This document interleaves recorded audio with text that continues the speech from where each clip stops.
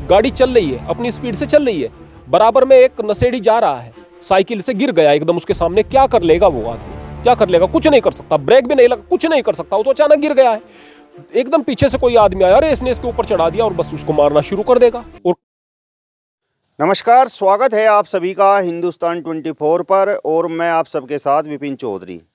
सरकार एक कानून लेकर आई है जिसका नाम है हिट एंड रन। हालांकि अभी तक वो लागू नहीं हो पाया है और जिस तरीके से उस पर विवाद शुरू हो गया है, उसके बाद सरकार की तरफ से ये कहा गया है कि जब इसे लागू किया जाएगा तो यूनियन के लोगों को बुलाया जाएगा, उनसे सलाह मशवरा किया जाएगा।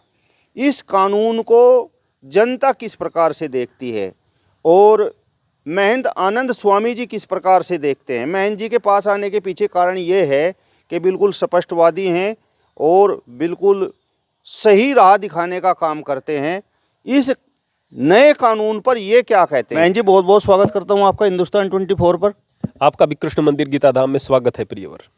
ये जो नया कानून सरकार लेकर आई है, हिट एंड रन कानून, तो इसको लेकर ये विवाद आखिर क्यों है? इस कानून को आप किस प्रकार से देखते हैं? देखिएगा प्रियवर, मैं क्या देखता हूं, सबसे पहले तो मैं यह कहना चाहूँगा कि मैंने अभी फेसबुक पर एक व्यक्ति की प्रतिक्रिया देखी। वह कह रहा है कि अभी तो उसका नंबर आया था, पहले उसका नंबर आया था, अब ट्रक वालों का नंबर है, अगला नंबर आपका, सबका नंबर देखा जाएगा, इत्यादि इत्यादि भड़काऊ बातें लोग बाग कर रहे हैं।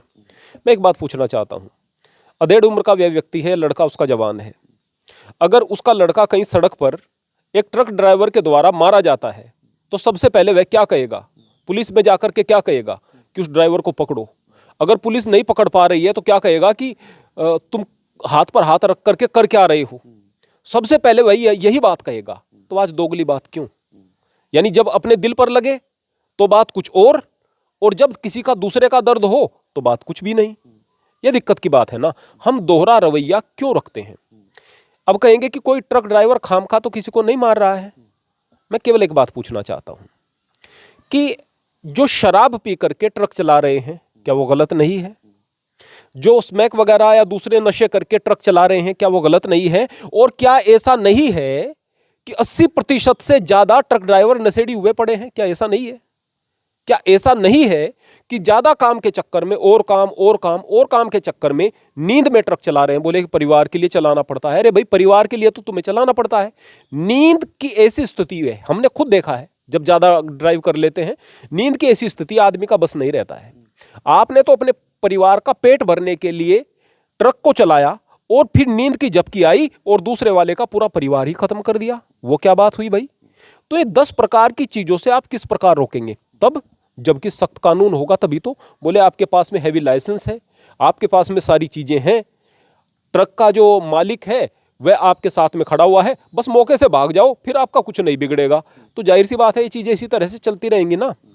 तो जो कानून यहां पर जनता की भलाई के लिए लेकर आने का प्रयास किया जा रहा है, उसमें यदि जनता सही और गलत को देखे बगैर केवल अड़ंगा लगाएगी तो फिर तो दिक्कत की बात हो जाएगी ना।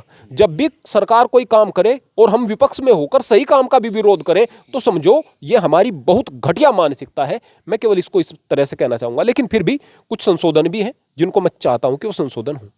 जिस तरीके से सजा का प्रावधान इस कानून में किया गया है और जुर्माने का किया गया है, तो ट्रक ड्राइवर क्या, जितने भी ये वाहन चलाने वाले लोग हैं, ये सब तो ये कह रहे हैं कि अगर इतना पैसा उनके पास हो तो वो फिर वो ट्रक, ये बसें क्यों चलाएं?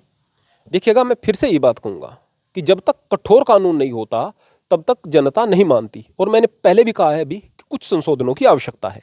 वो संशोधन क्या है कि यह भी होना चाहिए इस कानून में कि यदि कोई ट्रक ड्राइवर है या कोई भी ड्राइवर है, उससे कोई दुर्घटना हो जाती है, उसको भागना नहीं है, भागेगा तो उस पर सजा है, उस पर जुर्माना है। लेकिन अगर कोई उसको एक थप्पड़ भी मार देगा ना तो उस पर भी जुर्माना होना चाहिए। यानी उसको मारे भी नहीं। उससे होगा क्या? बहुत सारे ऐसे आदमी हैं जो अच्छे आदमी हैं, जो भागना ही नहीं चाहते, जो चाहते हैं कि यहां पर जिसके साथ में दुर्घटना हो गई है उसकी सहायता की जाए, पर भागना पड़ता है, जान बचाने को भागना पड़ता है। अब उस भागने के चक्कर में वो आदमी मर जाता है। अब जानबूझकर तो उस व्यक्ति को नहीं मारा गया, जानबूझकर तो टक्कर नहीं मारी है, दुर्घटना हो गई और वो चाहता है पैसा भी मैं लगा दूं, वो चाहता है मैं उठाकर भी ले जाऊं अपनी गाड़ी में, लेकिन भागना पड़ा है इस जनता के डर से। तो जनता बेवकूफ, एक ड्राइवर को जरा सा थप्पड़ भी नहीं मारना चाहिए, जरा भी। अरे कानून करेगा, सजा तो अपने आप हो गई, कानून कठोर अपने आप हो गया। अब वो वहां पर खड़ा हुआ है तो नहीं भागना, भाग जाता नहीं मारना है, अगर भाग जाता तो क्या कर लेते आप। तो कानून में यह भी चीज आनी चाहिए कि यदि उस ड्राइवर के साथ जरा भी कोई बदसलूकी होती है तो उसके खिलाफ कार्यवाही हो, कठोर कार्यवाही हो। और ये कानून इतना ही कठोर रहना चाहिए, ये कानून इतना ही कठोर रहना चाहिए। अब कहेंगे कि भाई 10 लाख नहीं है हमारे पास, 5 लाख, जबरदस्ती थोड़े ही ले जा रहे हैं, 10 साल की सजा ऐसी थोड़ी हो रही। आप वहां खड़े हुए हैं तो थोड़ी हो रही है, भागेंगे तभी तो है भाई। मूल बात है कि भागना नहीं है, लेकिन अगर भागना नहीं है तो फिर उसकी सुरक्षा का भी इंतजाम करना है। सुरक्षा का इंतजाम कैसे? कि उस भीड़ में से लोगों को चिन्हित करके, या फिर जितने भी सारे लोग वहां पर दिखाई दें सबके ऊपर कठोर कार्यवाही होनी चाहिए। ऐसा नहीं उसने मार दिया और हो गया, ऐसा नहीं होना चाहिए। कठोर कार्यवाही हो और कानून में संशोधन की आवश्यकता है। पर कानून इसी तरह से यदि कठोर नहीं होंगे तो हमारे देश के लोग मानने वाले नहीं है। लेकिन सरकार तो जिस तरीके से ये स्ट्राइक हुई है, हड़ताल हुई है, उसके बाद कहीं ना कहीं बैकफुट पर आ गई है और अभी ये कुछ डिले कर दिया गया है। देखिएगा, बैकफुट पर नहीं है। मूल बात क्या है, मेरे दृष्टिकोण से सरकार देख रही है, सरकार लाना चाहती है। इस फैसले का पता था कि क्या प्रतिक्रिया होगी, सरकार को भी पता था, पर सरकार देख रही है कि आप लोग कितना स्वीकार करने वाले हैं चीजों को। 10 प्रकार की चीजें इस प्रकार से भी देखी जाती हैं कि कितने बदलाव को किस हद तक लोग बाग स्वीकार कर रहे हैं।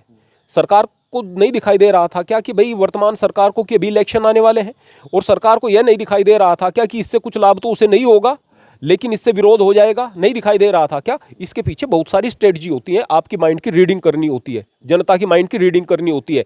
हम लोगों को आगे बढ़ना होगा, हम लोगों को चीज़ों को सीखना होगा, समझना होगा। अगर आप विदेशों की बात देखेंगे ना, मैं बात कहूँगा खाली दुबई के बारे में एक बंदा अभी बता रहा था कि अगर वहाँ पर कोई दुर्घटना हो जाती है तो सामने वाला व्यक्ति सामने वाले ड्राइवर से उतर करके पूछता है, भाई आपको कोई तकलीफ तो नहीं है? हाथ मिलाता है, गले मिलता है, कोई तकलीफ तो नहीं है? मैं आपकी क्या सहायता कर सकता हूँ? पुलिस को कॉल आप करोगे या मैं करूँ? फिर सहमति से वो कॉल करते हैं, पुलिस वहां पर आती है, पुलिस भी बड़े सम्मान से उनके साथ में पेश आती है, हाथ मिलाती है, और उसके बाद उनकी बात पूछी जाती है। जिसको जो शिकायत है उसका निपटारा वहां पर कोर्ट द्वारा या पुलिस के द्वारा हो जाता है, या लोग अपने आप कर लेते हैं। जब लोग समझदार हो जाएंगे ना तो चीजें सही तरीके से होना शुरू हो जाएंगी। हम लोग अगर पिछड़े हुए हैं ना तो देश में संसाधनों की कमी नहीं है, हम पिछड़े हुए अपनी सोच की वजह से हैं।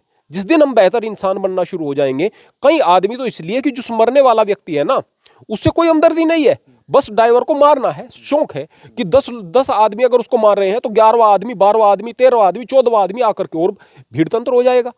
तो ये जो मानसिकता है, इस मानसिकता को हमें बदलना पड़ेगा। जब हम चीजों को सही अभी गाड़ी चल रही है, और अगर देखेंगे विदेशों में ऐसा है कि गाड़ी अगर रुक गई है, ट्रैफिक जाम हो गया है, तो बराबर की लेन एक छोड़ दी गई है, एम्बुलेंस के लिए छोड़ दी गई है, जो खुलवाने के लिए आएंगे उनके लिए छोड़ दी गई है, या आने वाले यात्रियों के रास्ते में न घुसने की बस प्रतिज्ञा है। ये मान लिया सड़क इतनी ही चौड़ी है तो ट्रैफिक ज्यादा देर नहीं लगती, जाम ज्यादा देर नहीं होते। इस स्वार्थ के चक्कर में जाम हो जाते हैं। क्या मानसिकता हमारी ऐसी है? तो मानसिकता को यदि हम बदलेंगे तो फिर इस तरह के कानून हमारे लिए कारगर होंगे।